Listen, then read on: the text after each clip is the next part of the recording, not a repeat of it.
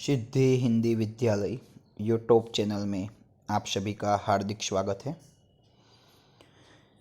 विद्यार्थी मित्रों, पिछले वीडियो में हमने चैप्टर नंबर 16 नैसर्गिक स्रोतों का टिकाऊ प्रबंधन कंप्लीट किया।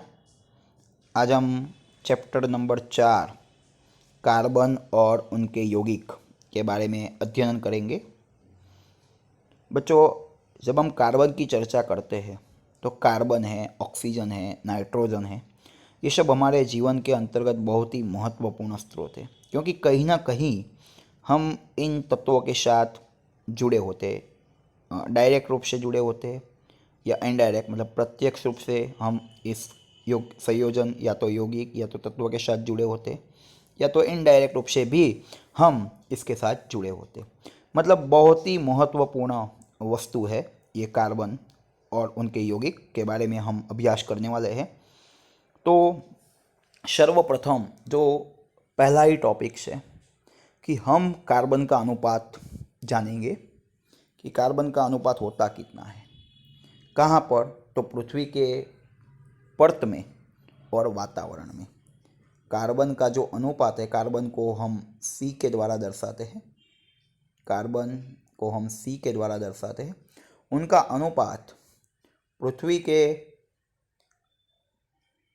परत में या तो पृथ्वी की पपड़ी में, पृथ्वी के अंतर्गत पृथ्वी के परत और वायुमंडल, ये दोनों जगह पर कार्बन का अनुपात कितना होता है उसका हमें अभ्यास करना है। तो सभी प्रकार की सजीव संरचना कार्बन पर आधारित है। पृथ्वी के परत या वायुमंडल में कार्बन की उपस्थिति बहुत ही कम है, बहुत कम। पृथ्वी के परत में जो कार्बन की मात्रा है वो 0.02%, बड़ी डायरेक्ट हमें नहीं मिलती। वो या तो कार्बोनेट के रूप में होती है, या तो बाइकार्बोनेट के रूप में होती है, या तो कोयला या पेट्रोलियम के स्वरूप में पृथ्वी के परत में ये कार्बन रहा होता है। क्या बताया बच्चों? ये पृथ्वी के परत में जो भी कार्बन है वो कार्बोनेट के रूप में होगा, या बाइकार्बोनेट के रूप में होगा, या कोयला या पेट्रोलियम के रूप में होगा। जबकि वायुमंडल में कार्बन का अनुपात है 0.03%। वायुमंडल में कार्बन का अनुपात है 0.03%, और वो वायुमंडल में प्रमुख रूप से कार्बन डाइऑक्साइड के रूप में रहा होता है। मतलब डायरेक्टली कार्बन नहीं दिखता है, परंतु वो अन्य स्वरूप में हमें वायुमंडल में या तो पृथ्वी के परत में दिखता है। पृथ्वी के परत में है 0.02%, जबकि वायुमंडल में है 0.03%, और वायुमंडल में जो कार्बन दिखता है वो हमें कार्बन डाइऑक्साइड के रूप में दिखता है। जबकि जो पृथ्वी के परत में जो दिखता है वो कोयला, पेट्रोलियम, कार्बोनेट या बाइकार्बोनेट के रूप में दिखता है। हम एक एक्टिविटीज़ देखते हैं, आप भी देखना, कि आप घरेलू जीवन, व्यवहारिक जीवन, डेली जीवन के अंतर्गत बहुत सारी वस्तुओं का उपयोग करते हैं। जस्ट उन सब की संरचनात्मक या तो उसकी विरचन या तो बनावट देखना कि वो किस में से बनता है। मैक्सिमम वस्तु के अंतर्गत कार्बन होता है, मैक्सिमम वस्तु। ठीक है, अभी हम बात करते हैं कार्बन के अंतर्गत सहसंयोजक आबन। और दूसरी बात है, चैप्टर नंबर 3 में हम आयनीय आबन भी पढ़कर आए हुए हैं। तो पहले हम आयनीय आबन के गुणधर्म के बारे में अभ्यास करेंगे। आयनीय यौगिक के गुणधर्म कौन कौन से होते हैं उसके बारे में हम अभ्यास करेंगे, आयनीय यौगिक। फिर हम सहसंयोजक यौगिक के बारे में अभ्यास करेंगे। पहले हम देखते हैं आयनीय यौगिक, और तत्पश्चात हम अभ्यास करेंगे सहसंयोजक यौगिक। दोनों के गुणधर्म के बारे में हम अभ्यास करेंगे, आयनीय यौगिक, और फिर हम अभ्यास करेंगे सहसंयोजक यौगिक, सहसंयोजक यौगिक। ठीक है बच्चों, आयनीय यौगिक तो लिखता नहीं हूँ, परंतु बोलने से हमारा काम बन जाएगा कि गलनांक और क्वथनांक उच्च होते हैं, जबकि इनकी तुलना में इनके गलनांक और क्वथनांक थोड़े निम्न होते हैं। गलनांक और क्वथनांक उच्च होते हैं, इनकी तुलना में गलनांक और क्वथनांक इधर निम्न होते हैं। दूसरी बात है, इनके बीच में जो अंतर आणवीय आकर्षण बल है, अंतर आणवीय आकर्षण बल है वो प्रबल होता है, जबकि इनकी तुलना में यहाँ पर निर्बल होता है। इधर अंतर आणवीय आकर्षण बल है वो इधर प्रबल होगा, जबकि इनकी तुलना में इधर निर्बल होगा। दूसरी बात है कि यह ठोस अवस्था में विद्युत का वहन नहीं करते, परंतु इनका जलीय विलयन बनता है ना, तब वो विद्युत का वहन करते हैं, जबकि ये तो विद्युत के अचालक ही है। ये जो है विद्युत के अचालक है, ये ठोस अवस्था में ये आयनीय यौगिक विद्युत का वहन करते नहीं है। ठोस अवस्था में आयनीय यौगिक विद्युत का वहन नहीं करते, बराबर, परंतु जलीय अवस्था में विद्युत का वहन करते, ये तो विद्युत का वहन करते ही नहीं है। फिर ये अधिकतर ठोस अवस्था होती है। ये ठोस, द्रव और गैस, ये तीनों तीन अवस्था में दिखाई देते हैं और सामान्य रूप से पानी में विलय होते हैं। सामान्य रूप से ये यौगिक पानी में विलय होते हैं।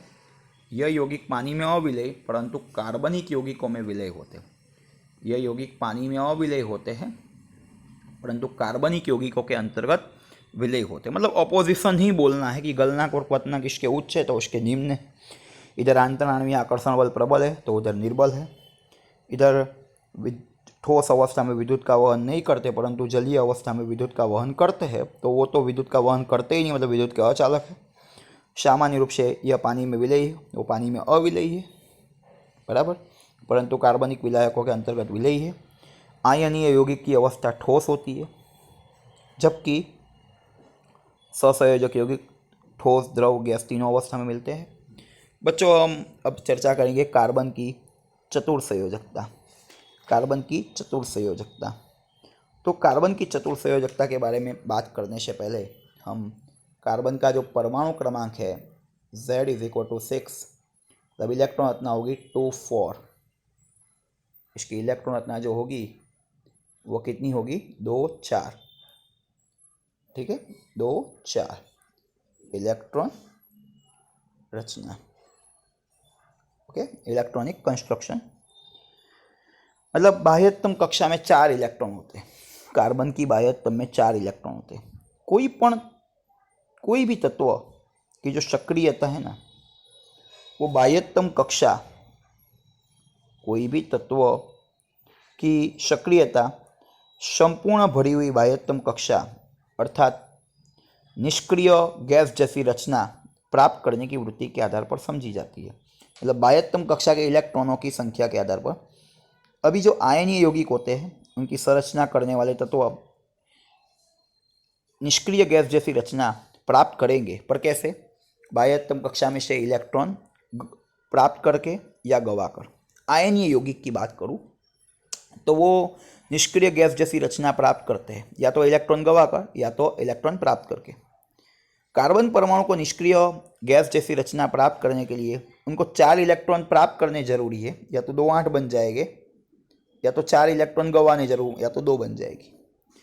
यदि वो 4 इलेक्ट्रॉन प्राप्त करेगा, यदि कार्बन 4 इलेक्ट्रॉन मान लीजिए प्राप्त करेगा, अभी 4 इलेक्ट्रॉन प्राप्त करेगा, तो वो C+4 मतलब C-4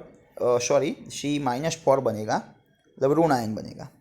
परंतु इधर इलेक्ट्रॉन कितने हो जाते हैं? इधर इलेक्ट्रॉन कितने हो जाते हैं? इलेक्ट्रॉन कितने हो जाते हैं बच्चों? 6 प्रोटॉन तो थे ही, और इलेक्ट्रॉन अभी 6 + 4 मतलब कितने बने? 10 इलेक्ट्रॉन बने।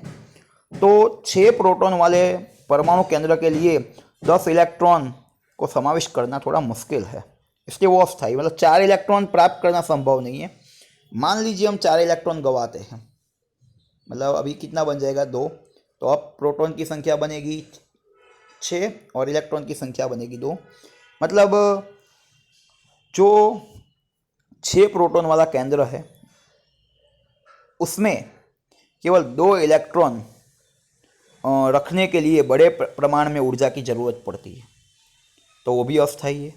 मतलब गवाएगा तो भी अस्थायी, प्राप्त करेगा तो भी अस्थायी। इन शॉर्ट, कार्बन परमाणु विद्युत संयोजकता से, मतलब आयनिक आबंध से जोड़ सकता नहीं, क्योंकि न तो वो गवा सकता है न तो वो प्राप्त कर सकता है।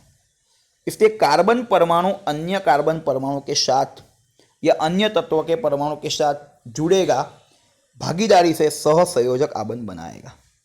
दूसरे परमाणु के साथ, दूसरे कार्बन के साथ या दूसरे तत्व के साथ जुड़ेगा भागीदारी से, इलेक्ट्रॉन की भागीदारी से जुड़ेगा और सहसंयोजक अणु का निर्माण करेगा। और जब भी दो परमाणु के बाह्यतम कक्षा के बीच में इलेक्ट्रॉन की हिस्सेदारी होती है तो बनने वाले आबंध को सहसंयोजक आबंध कहते हैं। जैसे इलेक्ट्रॉन की लेन देन हुई, Na ने गंवाया, Cl ने प्राप्त किया, तो ये आयनिक यौगिक। जबकि जैसे कि O और O है, इसमें बाह्यतम में दो दो इलेक्ट्रॉन की हिस्सेदारी होती है, तो जो भी आबंध बनता है उसको सहसंयोजक आबंध कहते हैं।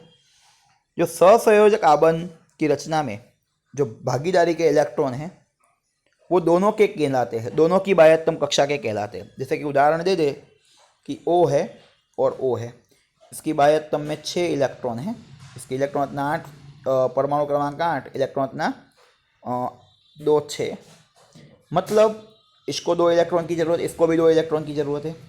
तो भागीदारी के जो 6 इलेक्ट्रॉन हैं, ये 6, इसके भी 6, जितनी ज़रूरत पड़ती हो उतने इलेक्ट्रॉन की भागीदारी करेंगे। ये भागीदारी के जो इलेक्ट्रॉन हैं वो दोनों के कहलाएंगे। मतलब अभी इसके भी 8 हो गए, 1 2 3 4 5 6 7 8, इसके भी 8, 1 2 3 4 5 6 7 8, इसके भी 8।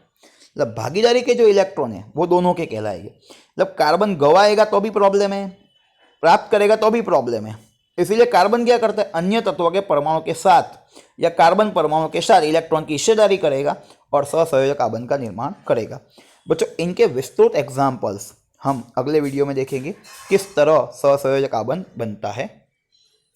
धन्यवाद विद्यार्थी मित्रों। यदि ये वीडियो आपको पसंद आया हो तो इस वीडियो को लाइक कीजिएगा, अपने मित्रों को शेयर कीजिएगा और इस सिद्धि हिंदी विद्यालय यूट्यूब चैनल को सब्सक्राइब करना ना भूलें, ताकि आने वाले वीडियो का नोटिफिकेशन आपको जल्द से जल्द मिल सके। धन्यवाद।